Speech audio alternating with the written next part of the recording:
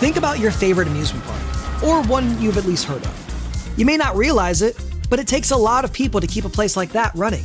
Security teams help keep guests safe. Cleaning crews and workers make sure everything is clean and enjoyable. Managers and leaders work behind the scenes to ensure things run smoothly. And some parts of the park are so unique, they need their own special teams to run them. Local governments in Georgia, like counties, cities, and special purpose districts, work in a similar way. These teams are designed to serve communities, and they show up all across the state doing different jobs. So how do these local governments and special districts operate in Georgia? And what exactly do they do?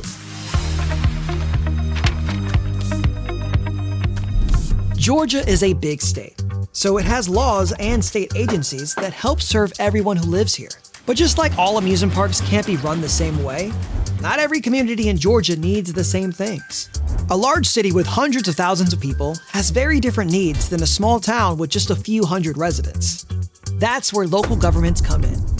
Cities and counties handle the needs that are closest to where people live, making sure services fit each community. A city, also known as a town or municipality, is created through a legal document called a municipal charter. Think of it as the city's rule book for how it operates. Running a city is a team effort. You have the mayor. This is the city's top leader, who helps set priorities and represents the community. Then there's the city council. These are elected officials who pass laws and decide how money gets spent.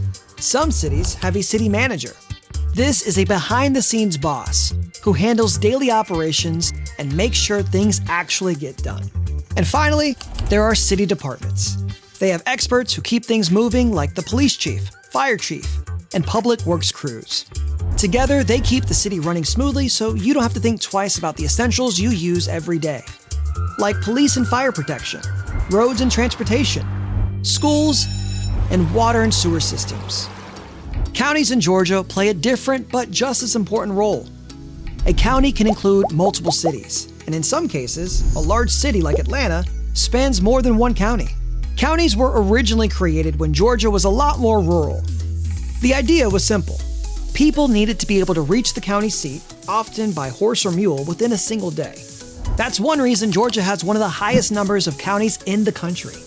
Today, counties handle big picture services, like keeping records, running courts, enforcing laws, managing elections, and supporting programs like public assistance. They also help maintain roads and other infrastructure. Some counties even provide services similar to cities, like police, fire protection, libraries, and public transit. But most focus on serving wider areas beyond city limits. To do all of this, counties rely on key officials, including a board of commissioners, who makes decisions for the county, a sheriff, who enforces the law, a tax commissioner, who manages tax collection and records, a clerk of superior court, who keeps official documents, and a probate judge, who oversees county elections. But not every service fits neatly into a city or county system. Some needs are so specific that they require their own focused teams. In an amusement park, some attractions are so big they need dedicated staff. In Georgia, those focused services are handled by special purpose governments, also called special purpose districts. Special purpose districts focus on providing a single need within a region. Georgia has a lot of them, but here are some you're probably already familiar with. First up, Metropolitan Atlanta Rapid Transit Authority, better known as MARTA. It's Atlanta's public transportation system, running buses and trains across Metro Atlanta so people can get to school, work, and events without having to drive. MARTA is led by a board of directors appointed by local governments and the state. That board doesn't drive the buses or run the trains day to day, but they do make the big decisions, like where new routes should go, how much fares should cost, and how to improve the system over time. Then there's the Georgia Ports Authority, which manages the state's major shipping ports in places like Savannah and Brunswick. Their job is all about moving goods, everything from cars to clothes to containers of food, between ships and the rest of the world. The Ports Authority is led by a board appointed by the governor of Georgia.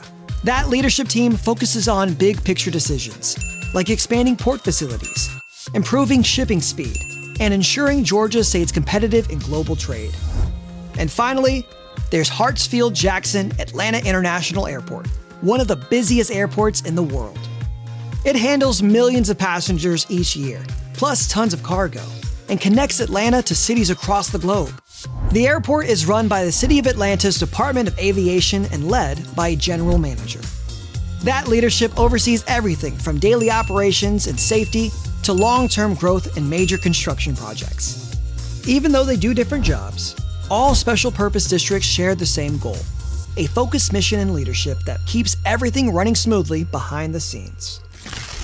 And here's another way Georgia governments work together: consolidation. A consolidated government happens when a city and county combine their efforts into one unified system. In Georgia, examples include Augusta-Richmond County, Athens-Clarke County, and Macon-Bibb County. Instead of operating separately, these governments share responsibilities under one structure. This helps reduce overlap and improve coordination. It's like combining the food and beverage teams in an amusement park so everything works together more smoothly and nothing gets duplicated. But running all of these services takes money. Just like an amusement park needs funding to operate rides and pay staff, local governments need revenue, or money, to serve their communities. They get that money from two main sources: tax revenue and non-tax revenue. The largest share comes from taxes, which are required payments made by people and businesses to the government. In return, that money helps fund public services people use every day, like roads, schools, and public safety. Tax revenues include ad valorem taxes. These are taxes based on a property's value. Sales and use taxes. These tax revenues come from purchases and rentals in the state. They may also come from the use of property and may be used to fund special projects. Franchise taxes are paid by businesses, like utility companies. And excise taxes are paid on specific goods like gasoline. Non-tax revenues, on the other hand, include sources like court fees, fines, and federal grants. This money could also come from licenses, permits, or payments.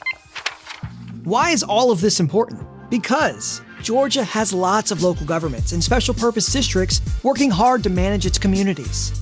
Cities handle daily services, counties manage larger systems, and special purpose districts focus on specific needs. Together, they create a uniquely designed system in Georgia that is organized and efficient. Just like an amusement park depends on many teams working together, Georgia depends on many levels of government doing their part. They have different roles, different responsibilities, but one shared goal: keeping communities running smoothly.